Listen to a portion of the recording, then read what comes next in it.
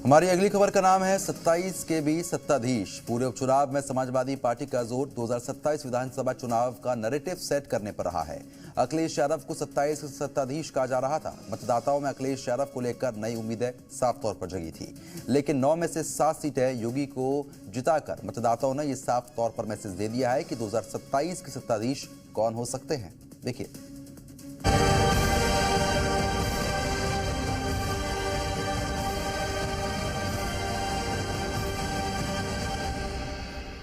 जो इनकाउंटर वाले हैं उनका काउंटडाउन शुरू हो गया है। योगी आदित्यनाथ अब उत्तर प्रदेश के सीएम नहीं रहेंगे। ये अंदर ही अंदर भारतीय जनता पार्टी के जो मुख्यमंत्री हैं उनकी कुर्सी गिराने के लिए सुरंग खोद रहे हैं।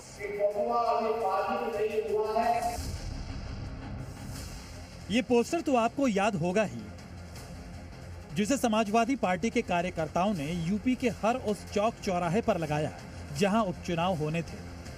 विशालकाय होर्डिंग और बैनर पर चस्पा किए गए पोस्टर पर बड़े बड़े शब्दों में लिखा गया था 2027 के सत्ताधीश, और इसी टैगलाइन के साथ एसपी सुप्रीमो अखिलेश यादव की तस्वीर लगाई गई थी। मगर किसे पता था कि यूपी उपचुनाव के नतीजे आने के साथ ही समाजवादी पार्टी के कार्यकर्ताओं के सरमान पर पानी भर जाएगा।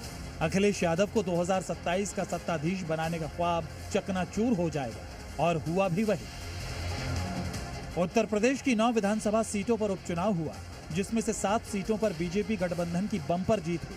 वहीं समाजवादी पार्टी को महज 2 सीटों पर जीत मिली। लोकसभा चुनावों के दौरान जिस तरह यूपी में बीजेपी की फजीहत हुई, उससे न सिर्फ उबरना बल्कि जबरदस्त वापसी करने का जिम्मा सीएम योगी पर था। उन्होंने उपचुनाव में पूरी ताकत झोंक दी, हर विधानसभा सीट पर रैली की। नतीजा ये हुआ कि उत्तर प्रदेश के उपचुनाव में बीजेपी को ऐतिहासिक जीत हासिल हुई। उपचुनाव में जीत का परचम लहराकर सीएम योगी ने साबित कर दिया कि यूपी में बीजेपी के लिए वही सबसे ज्यादा उपयोगी है। इस परिणाम ने समाजवादी पार्टी और उसके कार्यकर्ताओं को एक ऐसे ट्रॉमा में डाल दिया है जिससे उबरना आसान नहीं रहने वाला, क्योंकि 2027 के सत्ताधीश में बीजेपी कार्यकर्ताओं को योगी का चेहरा दिखाई दे रहा है।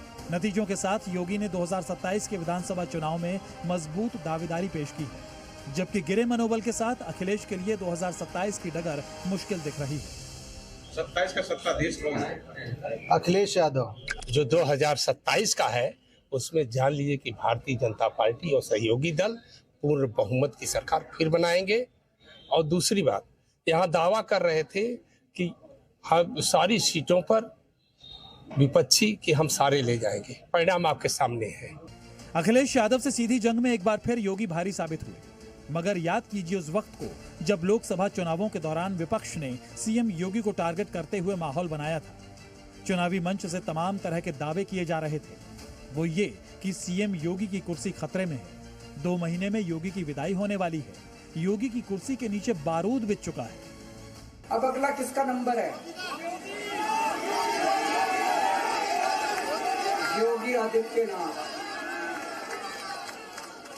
अगर ये चुनाव जीत गए, मेरे से लिखवा लो, 2 महीने के अंदर उत्तर प्रदेश का मुख्यमंत्री बदल देंगे।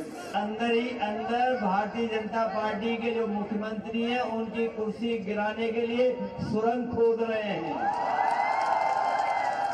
ये बीजेपी वाले और हमारे योगी जी बारूद की सुरंग खोद रहे हैं, और उन्हीं के अपने लोग उनके नीचे नीचे कुर्सी कैसे छीन लें उसके लिए सुरंग खोद रहे हैं। मगर सीएम योगी ने इन तमाम बयानों का घूंट पीकर चुपचाप काम किया। चुनावों की 9 विधानसभा सीटों पर पूरी ताकत झोंकी, और अब नतीजे सीएम योगी के बुलंद इरादों और हौसलों की गवाही दे रहे हैं। योगी जी तो पहले से ही सत्ताधीश हैं और आगे भी रहेंगे। ये सर समाज के नेता हैं। वो से मुख्यमंत्री आगे के लिए कोई भी मुख्यमंत्री ऐसा नहीं है जो फिलहाल योगी आदित्यनाथ जी हैं। योगी जी का जो कार्य है, सबसे बड़ा काम कानून व्यवस्था का है। आज आदमी बिल्कुल सुरक्षित महसूस करता है। वो एक तरफ की राजनीति करते हैं, और जयंत चौधरी और माननीय Yogi Adityanath ji law and order मजबूत करने और यूपी के विकास के लिए बहुत काम कर। मतलब ये कि जिस तरह यूपी ही नहीं बल्कि पूरे देश में योगी के खिलाफ नैरेटिव सेट किया गया, उसे सीएम योगी ने अपने बुलडोजर से रौंद दिया और उपचुनावों में अकेले अपने दम पर कमाल कर दिखाया। और इस परिणाम के साथ ही सीएम योगी ने 2027 में सत्ताधीश बनने की मजबूत दावेदारी भी पेश कर दी।